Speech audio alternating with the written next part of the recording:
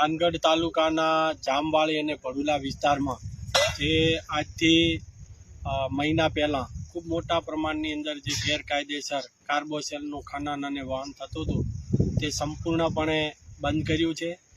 આપણી સતત જે રેડ પાડી છે અને રેડ દરમિયાન જે પણ કાંઈ જથ્થો જપ્ત કરેલો હતો તમામ જથ્થો પણ આપણે મામલતદાર કચેરીએ ખસેડી દીધો છે. મજૂર પણ જામવાળી અને ભડુલાની અંદરથી 100% રવાના કરી દીધા છે અને અત્યારે ફરીવાર હવે આ ચાલુ ન થાય તે હેતુથી આ આપણી મહેસૂલી ચોકી ઊભી કરવામાં આવેલી છે અને આ મહેસૂલી ચોકી ખાતે હું પોતે પણ રાત્રે 12-1-2 વાગે અહીંયા આવું છું, બેસું છું.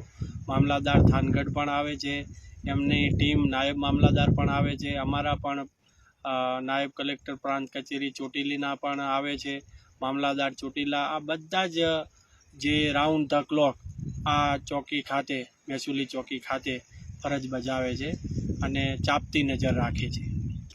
સાહેબ, આ ચોકી લગભગ મારા અંદાજ પ્રમાણે મહેસૂલી ચોકી ગુજરાતમાં ક્યાંય હજી સુધી તો નામ નથી સાંભળ્યું. આ ગુજરાતમાં પ્રથમવાર મહેસૂલી ચોકી ઊભી કરી છે. એટલા માટે કે જે જમીન છે એ જમીન ટોટલી મહેસૂલ ખાતા હસ્તક છે.